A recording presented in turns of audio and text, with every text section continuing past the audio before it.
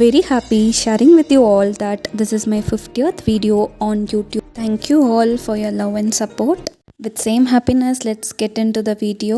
ஒரு healthy sandwich recipe தான் இன்றைக்கி பார்க்க போகிறோம். அதுக்கு சாப் பண்ண கேரட், பீட்ரூட், அதே மாதிரி பீன்ஸ் பொடியாக நறுக்கிக்கலாம்.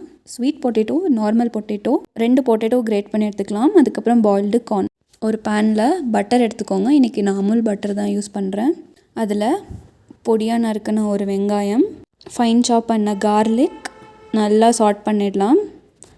அடுத்து லைனாக நம்ம கட் பண்ணி வச்சுருக்க வெஜிடபிள்ஸ் ஆட் பண்ணிடலாம். Beans, carrot, beetroot, sweet potato, normal potato add பண்ணிவிட்டு ஆனியன் கார்லிக்கோட நல்லா மிக்ஸ் பண்ணிக்கலாம். வேகிற ரெகுலர் இன்டர்வல்ஸில் பவுடர்ஸ் ஆட் பண்ணிக்கலாம். உப்பு, மிளகு ஆட் பண்ணிக்கலாம். அடுத்தது கரம் மசாலா, மல்லித்தூள், கொரியாண்டர் பவுடர், மெயின் பவுடர், மிளகாத்தூள், சில்லி பவுடர் ஆட் பண்ணிக்கலாம். ஸோ மசாலாவோட வெஜிடபிள்ஸ் எல்லாம் நல்லா பிளெண்ட் ஆகிற அளவுக்கு மிக்ஸ் பண்ணிவிட்டு லாஸ்ட்டாக பாயில் பண்ணி வச்சுருக்க கார்ன் ஆட் பண்ணி அதையும் மிக்ஸ் பண்ணிடலாம். அவ்வளோதான், சாண்ட்விச்சோட ஃபில்லிங் ரெடி. நெக்ஸ்ட்டு டாஸ்க் வந்து ப்ரெட்டில் நம்ம ரெடி பண்ண ஃபில்லிங்கை ஸ்டஃப் பண்ணுறது தான். ஃபில்லிங்ஸ்க்கு முன்னாடி ப்ரெட்டில் வந்து ஒரு ப்ரெட்டில் மட்டும் மைனஸ் தடவியாச்சு. ஸோ ஃபில்லிங்ஸ் வெளி வராமல் இருக்கிறதுக்கு இன்னொரு ப்ரெட் வச்சக்கப்புறம் கரண்டியில் ஒரு ப்ரெஸ் மட்டும் பண்ணால் போதும், இது ஃபிம்மாக நின்றுக்கும்.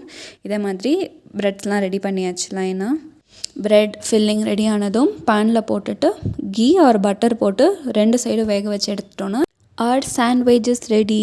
ஸோ அந்த சாண்ட்விச்சோட சாப்பிட்றதுக்கு ஒரு குக்கும்பர் டிப் வீட்டிலேயே ரெடி பண்ணியிருந்தோம். So I will post it in the next video. Hope you like this video too. Thank you for watching. Please subscribe.